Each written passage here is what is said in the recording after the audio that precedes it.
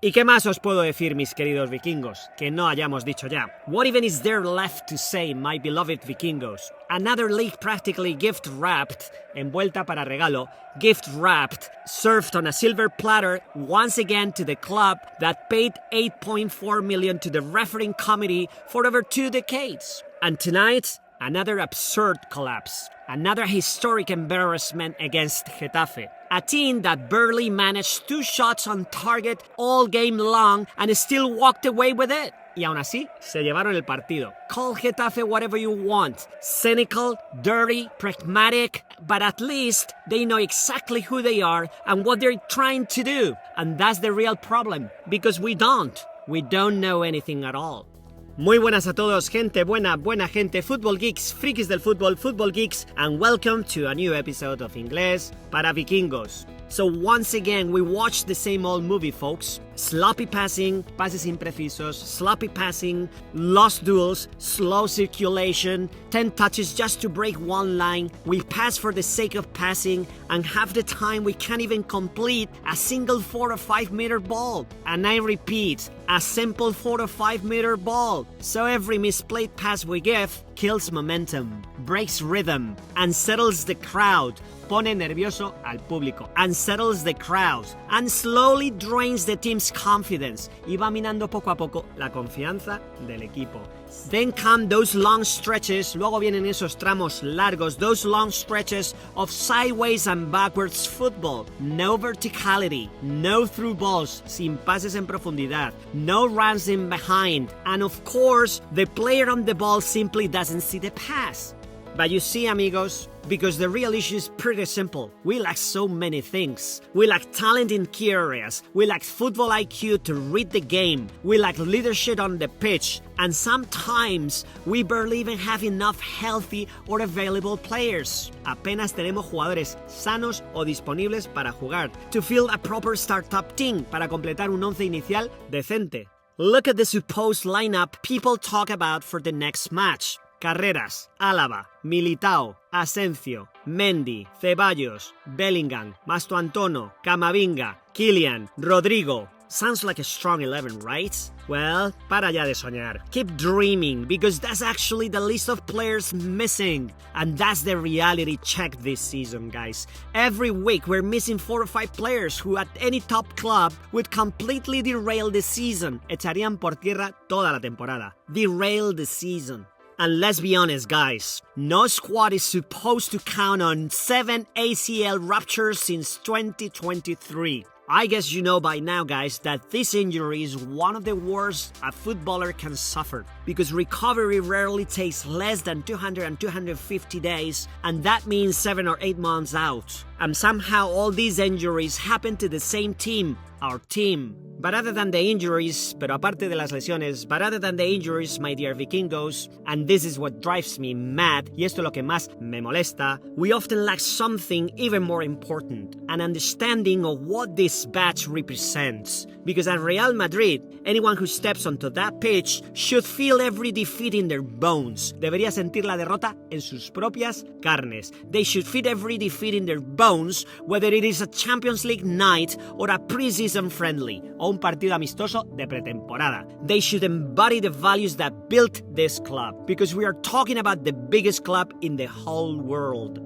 Guys, let's not forget we are a team with around 6.7 billion in value and nearly 500 million fans worldwide. That responsibility should weigh on every player who wears that shirt. You know, with numbers like that, you would expect flawless scouting. Esperarías una impecable contratación de jugadores. Recruitment that evaluates leadership, mentality, injury history, and professionalism. Players who lead by example. Amigos, I'm sorry to say this again, but I repeat, we lack football IQ to read the games, we lack leadership on the pitch, we barely have healthy players to field a team, as I said before, but most importantly, we lack talent in every line. Take Carreras, for example. Some people rave about him, algunos lo elogian un montón. Fine, I'm not saying he's a bad player, but is he a starter Real Madrid level? Because I've watched him at the Bernabeu and away from it, and some of his performances have been worrying. Poor marking, shaky positioning, and very limited attacking impact. Y es que when you grow up watching Roberto Carlos or Marcelo, the standard is different. Even Mendy, not the most gifted going forward, he became a defensive wall. One of the least dribbled pass defenders in Europe. Uno de los defensas al que menos regates le hacían. And with him, we even won a Champions League. But guys, with Carreras, I'm just not convinced yet. I don't see a fullback who regularly gets up the flank and delivers 3 or 4 dangerous balls into the box. But my bigger concern is defending. He loses his position way too easily, and at Real Madrid that's a serious problem. And something similar happens on the other flank with Trent. At Real Madrid, you need at least one world-class attribute to justify that shirt. Right now, in several positions, it feels like a lottery. Add to that a defense that might be the most injury-fragile in elite football. Carvajal is back, but far from his peak. Trent looked in this game like a player simply filling a spot. Misplaced passes, slow reactions, half asleep. Honestly, it didn't feel like someone who truly understands what this badge represents. And meanwhile, Vini keeps trying. You can't question his effort. He's often the only player capable of creating something out of nothing. But still, I think he must improve his decision-making. For God's sake, you can't dribble through 4 players every time. Sometimes football is just a simple 1-2. Una simple pared. A simple 1-2. And that brings us to the real tactical issue. There is no collective. There is no team. It feels like the plan is simply give the ball to Vini and hope. No structure, no collective movement, no real dynamics, just individuals. And tonight, something else happened, louder than before. Whistles at the board, pitidos al palco. Whistles at the board, chants of Florentino resign. Cánticos de Florentino, dimisión. Because beyond tactics, the deeper problem is clear. We lack discipline, we lack maturity, we lack football intelligence, we lack tough decision-making, guys.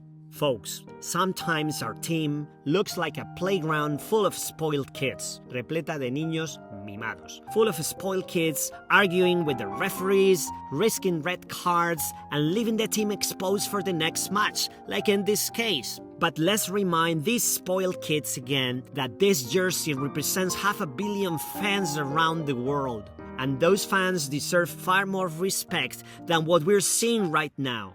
And finally, and again linked to the talent issue, there is a rule that applies in football just like in life, which is hustle beats talent when talent doesn't hustle. El esfuerzo supera al talento cuando el talento no se acompaña de esfuerzo. I repeat, hustle beats talent when talent doesn't hustle. In other words, guys, effort beats the ability when the ability doesn't give effort. Or even simpler, a hard-working team will always beat a lazy, talented one. And that's exactly what happened tonight. Tonight was the classic story. The Ferrari versus the go-kart. Real Madrid had the Ferrari, more talent, more quality, the superior machine, and Getafe had the scrappy go-kart, el kart más destartalado. Nothing fancy, just effort and fight. But if the Ferrari cruises in second gear, pero si el Ferrari va en segunda, while the go-kart keeps the pedal down, y el kart va a todo trapo, the car can still cross the line first. And that's what happened. And by the way, before wrapping up, antes de finalizar, one last note. The goal we conceded tonight was one of those you score once in a blue moon. Uno de esos que se meten de higos a brevas, vamos. 1 in 1,000 attempts. The kind of strike you almost never see. Like Zidane's volley in the 2002 Champions League final. An absolute stunner. Un golazo sin conocimiento. God forgive me. What a hit. Okay, the positive moment of the night belongs to Thiago Pitarch, who made his first start at the Bernabeu at just 18. In a terrible match for the team, he was one of the few bright spots in the first half. Perhaps it's too early to make an assessment, but his debut left a good impression.